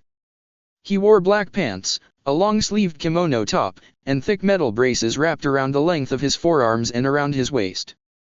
The last member of the team was a young woman with short dark hair and eyeshadow wearing a blood-red battle dress and mesh stockings. Her hands were wrapped up and she had a large round shield on her back almost her entire size with an erratic pattern on it in the colors of blue, yellow, and brown. It was weird. The same Iwa team that had been after Naruto and Team 10 earlier were down there as well. With the one that had the shaved head, Hisashi, glaring a hole into Naruto while his teammates relaxed and talked. Naruto didn't notice and couldn't care less, which for some reason really ground his gears. From Takigakure there was also a team there. There was a girl with spiky, neck-length hair with an orange clip in it, orange eyes, and a tanned appearance. She wore a white sleeveless shirt that left much of her torso bare as well as fishnet shorts underneath a white mini-skirt. She had her village headband tied around her right bicep and on her back she had a cylindrical object wrapped in a red material. She also had quite the scowl on her face as her teammates gave her a decent berth. Speaking of her teammates, one of them was quite average-looking one. He had brown hair and something of a puffy small afro and his headband around his forehead. He wore an open black jacket with his collar turned up and a grey shirt underneath to go with his brown pants. Her other teammate was a level-headed looking shinobi with spiky black hair and strange eyes that had green irises and red sclera. He wore a long black cloak that left his entire body concealed from sight. Also there was the team from Odagakuer with the guy that looked like a mummy leading the pack, a team of genin from Omegakuer wearing white cloths over their faces with eye holes, air mask mouthpieces, and straight jacket-looking outfits, and a team from Kumogakuer that seemed rare as it had 2 girls and 1 boy on the team, something that Naruto wasn't necessarily used to. One of the girls seemed pretty calm with blonde hair and a steel blue-eyed stare, while the other one with dark skin and red hair seemed to be a hothead, usually taking it out on the dark-skinned boy with white hair that was their teammate. As he focused on eating his ramen once more instead of trying to size up his possible competition, he felt a tap on his shoulder and looked over and up to see Lee standing there with his smile that seemed to gleam. Maybe Naruto was hungrier than he thought if he was seeing that. "Naruto-san, it is good to see a fellow Konoha team make it here as well as us. Tell me how you found the test to be." Naruto let out a sigh as he looked down at his bowl of steaming ramen. "Let's just say I don't feel like doing this again," he said to the bushy-eyebrowed Konoha genin. "What about you guys? You and Tenten probably breezed right through this thing." "Neji too, I guess," he begrudgingly admitted. Never having seen the guy fight or even operate as a ninja, he couldn't just assume that he could stop Neji. First of all, that wasn't fair to Neji, and second of all, what was he going to do if that attitude got him beaten if they just so happened to fight? "Thank you for the compliment, Naruto-san," Lee said in a very thankful manner. "My teammates and myself had a very youthful experience in Tetsu no Kuni's wilderness around the mountains. Why, on the first day of the test we Lee had launched into a long story in an attempt to regale Naruto of his and his team's experiences on the mountain and in the caverns, but Naruto wasn't listening. The reason for that being that the team of genin from Tsunagakuer that he had come across by way of his clones had just walked in. And here he was hoping they wouldn't manage to make it by tomorrow at noon. Apparently around 20 hours was too much of a time span to be praying for a team with a guy like that to miss. And the very redhead with the marks around his eyes that had cut through his clones with sand, using it in ways that Naruto didn't even know sand could be used to hurt people with, looked over at him as the world seemed to stop for just a moment. Just as quickly as the moment came it passed and he looked away and went about his own business, letting Naruto sigh in relief. So why did he just feel like he had been marked or something? And even Tenten would have to admit that. At that time he realized that the entire time he had been worrying about the Suna kid, Lee had been steadily talking away. By now he had missed so much of the conversation there was probably no way that he could wing it if he were to be asked a question. That wasn't fair to Lee. Other than cold cocking him with a kick the day that they had met, he hadn't really seemed like a bad guy. Anyone that would protect a teammate like that had to be kind of alright in his book. He had to fess up and just come clean with it. "Ugh. I'm sorry, Lee, were you saying something?" Naruto said in a sincere and apologetic way. And somehow he felt like that had been the wrong thing to say for entirely foreign reasons. Lee just stopped in his tracks and stared at Naruto, his eyes wide in shock or whatever emotion it was that he was feeling before he began to shake and his eyes filled with a fire. "Such a hip attitude, Naruto-san. I will show you, from this day forward you are my eternal rival." Naruto just tilted his head to the side in confusion. What? Even Shikamaru and Ino were paying attention at this point and were wondering how Naruto knew such a strange guy in the first place. Thankfully someone came along well-versed enough to actually know how to handle Lee's brand of insanity, having had to deal with it for well over a year at this point. Tenten walked over and tried to get things in order. "Lee, I thought Neji was your eternal rival. How are you supposed to have 2 of them? I can balance them both," Lee exclaimed with determination. "As long as I can routinely defeat both of them, then it is no problem at all. Maybe you should work on defeating just one of them first," Tenten suggested with a dry look on her face before pointing over to where Neji was sitting, seemingly meditating in an attempt to block out any connection he had to his strange teammate. "You've already been working on Neji for so long, you shouldn't let off of him in case you reach a breakthrough." Lee took on a pondering look before pounding his fist into his other hand. "You are correct, Tenten. I cannot afford to divert my attention away from defeating my original eternal rival now that I am so close to doing so." He turned to Naruto. "I am sorry, Naruto-san, but perhaps when I have already proven myself victorious over another we can truly be eternal rivals. Not knowing really what to do, or how to handle the situation, the blonde QB container just nodded and gave a weak thumbs up, getting Lee to smile and then take off back over towards Neji. With Lee more or less gone, Naruto turned to Tenten who was smirking down at him quite triumphantly. What just happened and why do I feel like I just got shoved out of the line of fire? Because you more or less just did. Tenten informed him, pointing back at Lee sitting on the ground directly in front of Neji in an attempt to find any weakness whatsoever in him that he could. If Neji's eyes weren't closed he might have found the complete lack of blinking from Lee rather unnerving, unless you wanted to have that in your life regularly. Naruto could say that he most certainly did not. So far he had enough problems to work out that he hadn't even begun to address to have to deal with any eternal rivals yet, except Sasuke, because he just had to kick that guy's ass. Man, he hoped Sasuke made it so he could beat him up close and personal. I don't think I want that in my life at all. Naruto admitted to Tenten, who was probably a second rival of his since he never got to prove that he could beat her. She was just way nicer than his original rival. I would thank you, but I'll save my thank yous for after I beat you. Tenten shook her head with her arms crossed over her chest. You're still on that, are you? Oh well, at least you aren't as bad as Lee is with it.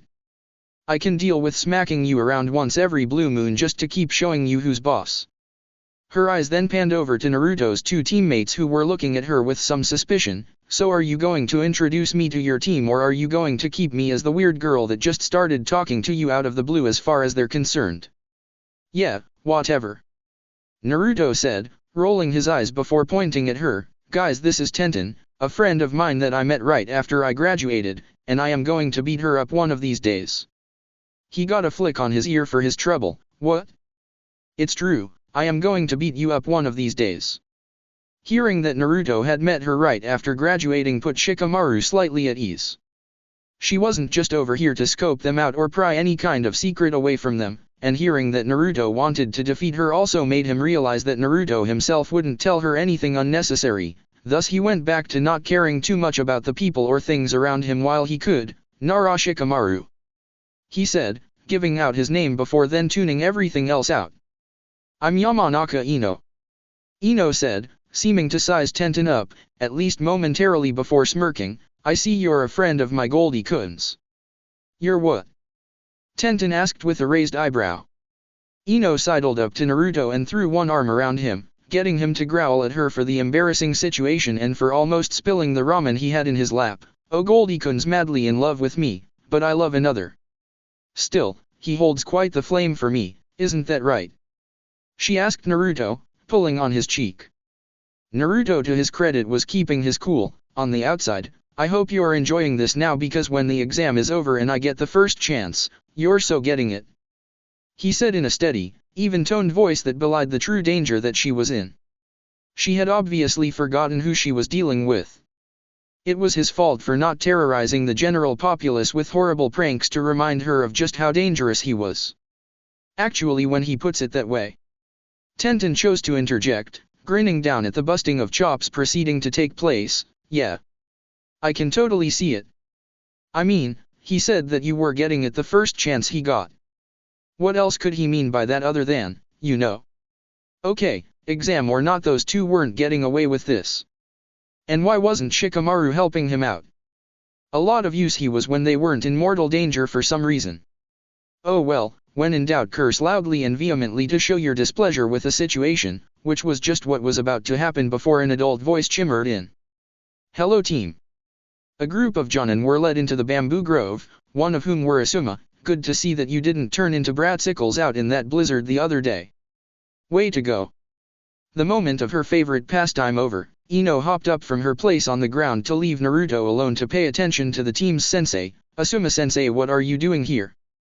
Asuma gave him female student a smile. Well, we're not going to leave you all in this place for another day when after the test is over we have to go back to town anyway, so when you passed we were informed and came down here to get you and take you back just to get it out of the way.